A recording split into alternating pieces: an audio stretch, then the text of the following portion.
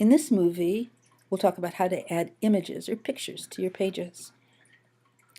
First, make sure you're on your practice page. If you're not there, click Practice in the navigation area and make sure you see Practice at the center of the screen. The first step in adding an image is to find the image you want. To do that, we'll go to Google Images. Please open another tab at the top of the screen and go to Google Images. You can look for whatever you want. I'm going to look for an image of mountains.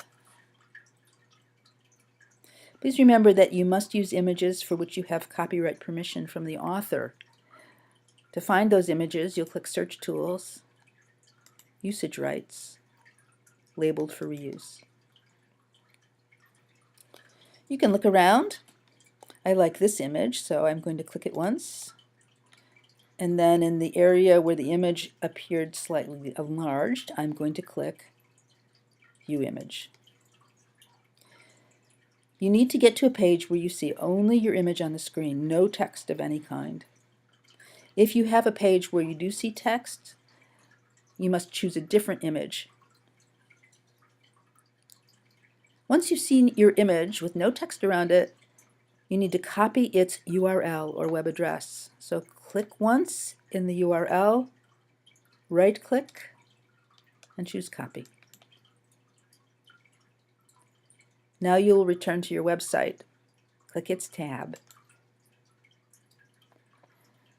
To add an image, we have to edit or change the page we're on. To edit a page, click the pencil button at the top right. You need to put your cursor where the image should appear on the screen. I'm going to put it at the bottom. So I'll make a couple of new lines. Then at the top left, click the Insert menu, and then Image. You're going to add your image by putting its web address in, so click Web Address.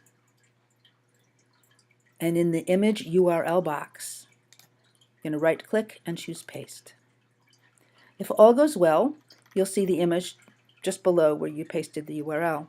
If you don't see your image here, then your picture is not working. You need to go back to the beginning and find a different picture. Once you've seen your picture in this area, scroll down to the bottom and click OK.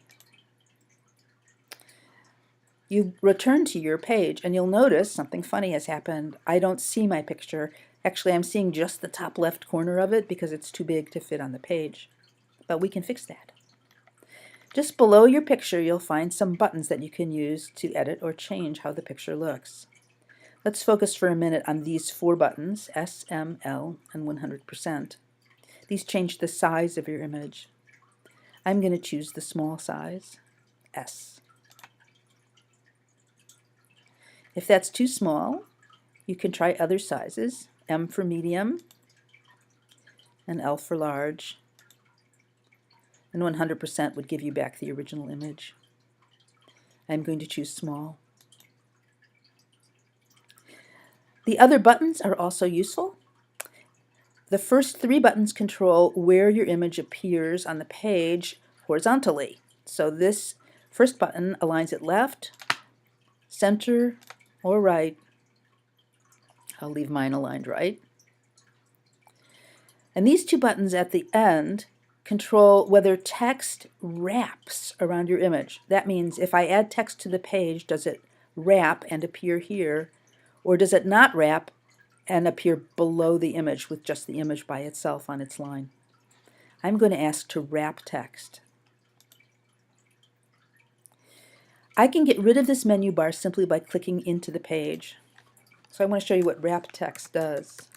This text is going to wrap around my image.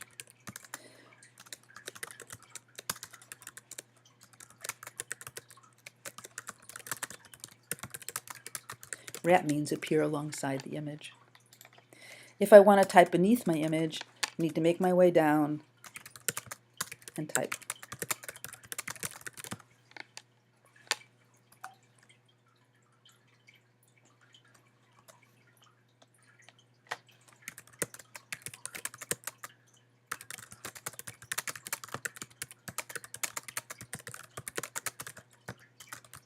Notice that you need to get well below your image before the text occupies a full line again.